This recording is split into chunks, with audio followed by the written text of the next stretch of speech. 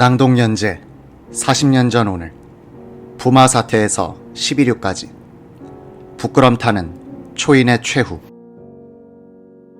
탄도검사 결과에 따르면 피격 당시 차지철은 문갑을 들고 자세를 낮추고 있었음이 밝혀졌다. 오른쪽 가슴 상부에서 들어간 총탄은 허파 부위를 지나 왼쪽 등 아래로 진행하다가 몸속에서 멈췄다. 육군과학수사연구소 법익과장 정상우 소령의 사체 검안서에 따르면 이 제2탄이 치명상으로서 혈흉에 의한 호흡 부전과 심장 부전을 일으켜 죽음에 이르게 한 것으로 추정된다는 것이다. 이게 사실이라면 한 20여 분 뒤에 일어난 김태원에 의한 두 발의 총격은 확인 사살이 아니라 이미 죽었거나 죽을 사람에 대한 사격이란 뜻이 된다. 차 실장은 잡고 있던 문갑과 함께 뒤로 넘어졌다. 와장창하는 소리와 함께 문갑 속에 있던 물건들이 쏟아졌다. 이때 심수봉이 박정희 곁을 떠나 방 안을 뛰쳐나갔다. 김재규는 다음 순간에 벌어진 상황을 1979년 11월 8일에 작성한 제2차 자필진서 주소에서 이렇게 묘사하고 있다.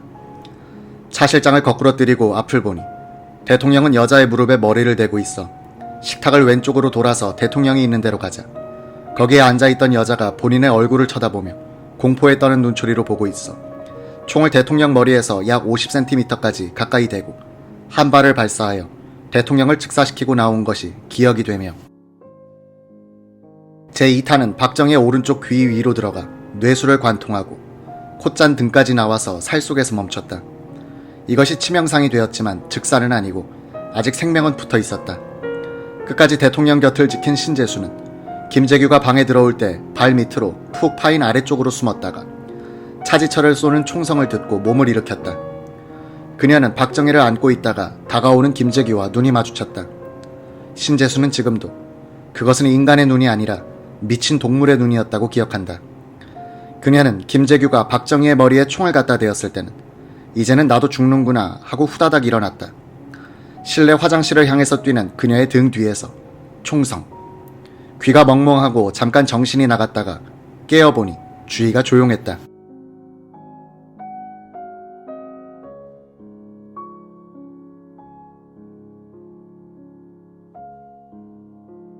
방 안은 화약 냄새로 자욱했다.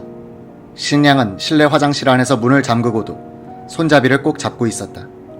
김재규가 박정희의 머리를 향해 쏜 총탄은 이 오연발 리볼버의 네 번째 총탄이었다. 김계원은 김재규가 차 실장과 대통령에게 치명상을 입히고 나올 때까지 마루에 서 있었다.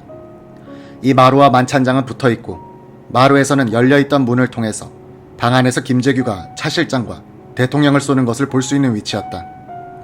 김재규와 그 부하들이 총질을 해대는 가운데서 무장하지 않은 김계원이 취한 피신 행동을 어느 정도 비판할 수 있을지는 쟁점으로 남는다. 김계원은 낭하에 나가서 불을 켜려고 했다. 대기실, 주방, 만찬장 사이에 중간 지점에 있는 화장실 입구에 머리를 대고 멍하니 서 있었다. 라고 법정에서 진술했다. 김재규가 다시 방으로 들어가는 것은 못 봤고 전깃불이 다시 켜지고 방 안에서 총성과 싸우는 소리가 나고 쾅 하고 넘어지는 소리가 나고 내가 방 안으로 들어가려는데 나오는 김재규와 마주쳤다는 것이다. 마루에서 두 사람이 스치면서 나눈 대화에 대해 김재규는 합수부 조사에서 이렇게 진술했다. 본인, 나는 한다면 합니다. 이제 다 끝났습니다. 보안 유지를 철저히 하십시오. 김계원, 뭐라고 하지? 본인, 각각께서 과로로 졸도했다고 하든지 적당히 하십시오. 김계원, 알았어. 김계원은 법정에서 그때 김재규가 총을 들고 살기가 등등하여 그 장소를 모면하기 위하여 알았어 라고 한 것뿐이다 라고 증언했다. 총구 앞에서 그리고 가슴을 관통당하고서 또 꺼져가는 의식 속에서 다가오는 제2탄을 기다리면서 박정희가 보여준 행동은 세계 암살사에서 찾아보기 힘든 초인적인 모습이었다. 김재규의 병력 같은 고함과 차지철을 쏜 첫 총성 그리고 한 4초간의 여유. 이때 박정희는 못들 하는 거야 라는 한마디만 외친 뒤 그냥 눈을 감고 정저한 채 가만히 있다가 김재규의 총탄을 가슴으로 받았다. 그리고 난 괜찮아 란 말을 2번 남겼다. 우선 이런 행동의 목격자인 두 여인의 합수부 진술을 검토하고 미국 캘리포니아에 살고 있는 신재순의 기억을 되살려 이것이 사실인가를 알아봤다. 확인 결과 이것은 사실이었다. 그렇다면 박정희는 술을 너무 많이 마셔 이성을 잃었기 때문에 이런 무모하리만큼 태연한 행동이 가능했던가. 그날 밤 시바스리갈 한 병 반을 주로 김계원, 박정희 두 사람이 1시간 40분 사이에 마셨으니 죽기가 올라 있었던 것은 확실하다. 주량이 엄청난 박정희는 총격 직전까지 자세를 흐트러뜨리지 않았고 그의 언동은 정상이었다. 거의 같은 양의 술을 마신 김계원은 총성이 나자 마루로 피신했고 그날 밤 정상적으로 행동했다. 따라서 술기운으로 해서 그런 무모한 행동이 가능했으리라고 보는 것은 무리다. 박정희의 불가사의한 행동을 이해하기 위해서 필자는 총상을 경험한 사람들의 이야기를 들어보고 포천의 실탄 사격장에 가서 권총 사격도 해봤다. 6.25 때 허리에 총상을 당했던 손장래 장군은 벌겋게 달군 쇠갈고리로 푹 쑤셨다가 빼내는 것 같았다 라고 했다. 머리를 스치는 가벼운 파편상을 입고도 기절한 경험을 가진 이병형 장군은 발 뒤꿈치에 총상을 당했을 때도 쇠 몽둥이로 뒤통수를 얻어맞는 듯한 충격을 받았다고 했다. 그는 또 박 대통령의 최후는 체험으로서 단련된 고귀한 정신력의 소유자였음을 보여준다고 말했다. 가슴을 관통당하는 총상을 입은 박정희가 어떻게 그 고통을 누르고 난 괜찮아 라고 할 수 있었을까는 여전히 불가사의로 남는다. 박정희는 시저가 암살단에 끼인 브루투스에게 말했던 원망 같은 것도 하지 않았다.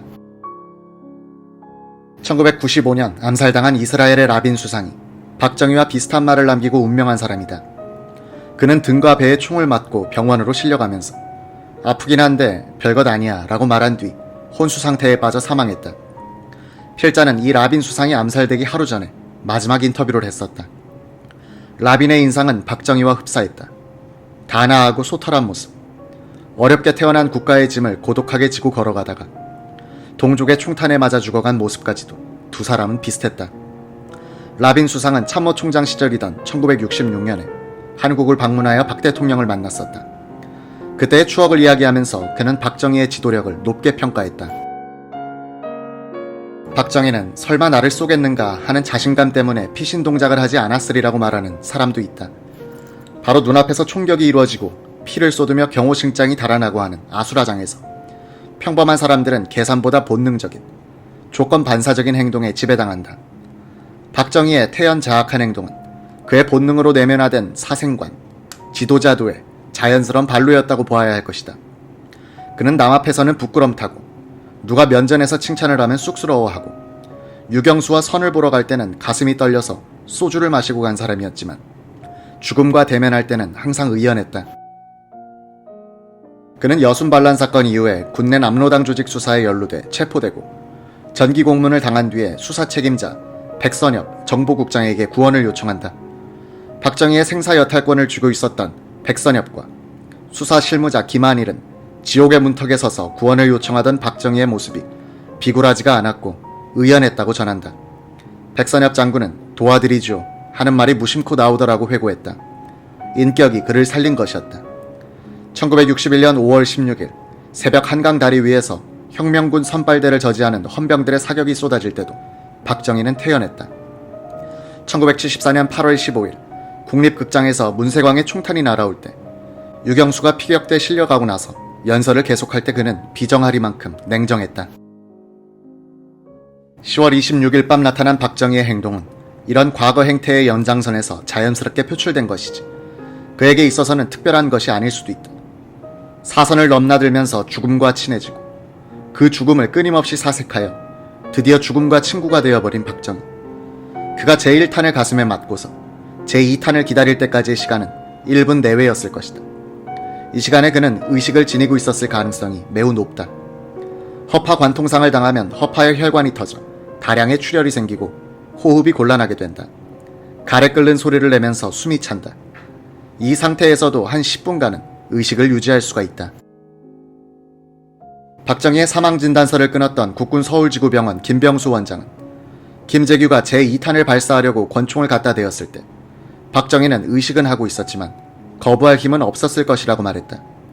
박정희는 죽음이 다가오는 것을 의식하면서 그 1분을 기다렸다는 얘기다. 죽었다가 깨어난 사람들의 거의 일치된 증언은 숨이 넘어가기 직전에는 자신의 생애, 그 중요한 장면들이 주마등처럼 눈앞을 스쳐 지나간다는 것이다. 이 1분 사이 박정희의 뇌리를 스쳐 지나갔던 장면들은 무엇이었을까? 어머니의 얼굴, 며느리를 둘이나 본 44세의 나이에 박정희를 임신한 것이 부끄러워 이 생명을 지우려고 간장을 2사발이나 마시고 기절했던 어머니는 효과가 없자 언덕에서 뛰어내리고 디딜방아를 배에 올려놓고 뒤로 넘어지기도 했으나 뱃속의 생명은 죽어주지 않았다. 그리하여 태어나지 못할 뻔했던 생명이 태어났고 그에 의하여 우리나라의 운명이 바뀌었다. 첫 부인과 별거한 뒤에 장교 시절에 만나 동거했던 이현란은 박정희가 숙군 수사에 걸려 사형 선고까지 받았다가 생환하여 군복을 벗었을 때 문관 신분으로 겨우 군에서 밥벌이를 하고 있던 이 조그만 장교를 버렸다. 집을 나간 이 여인을 찾아 헤매던 때 박정희의 어머니는 아들 때문에 병을 얻어 죽었다. 직장, 연인, 어머니를 동시에 잃었던 이 시기에 박정희를 구해준 것은 김일성이었다. 그의 남침이 박정희를 군대에 복귀시켰고 그 박정희에 의해서 김일성의 북한은 몰락의 길로 들어서게 된다. 역사의 오묘한 복수인가. 맞선을 보는 날 유경수는 박정희의 뒷모습을 먼저 보았다고 한다. 군화를 벗고 계시는 뒷모습이 말할 수 없이 든든해 보였어요. 사람은 얼굴로는 속일 수 있지만 뒷모습으로는 속이지 못하는 법이에요. 궁정동에서 박정희가 보여준 최후의 모습이 바로 그의 뒷모습일 것이다. 박정희의 뇌리에 마지막으로 남은 영상은 아마도 소복 입고 손짓하는 유경수였을 것이다. 가난과 망국과 전란의 시대를 살면서 마음속 깊이 뭉쳐두었던 한의 덩어리를 뇌관으로 삼아 잠자던 민족의 에너지를 폭발시켰던 사람. 쏟아지는 비난에 대해서는 내가 죽거든 내 무덤에 침을 뱉어라면서 일체의 변명을 생략한 채 가슴을 뚫리고도 체념한 듯 담담하게 최후를 맞은 이가 혁명가 박정희였다.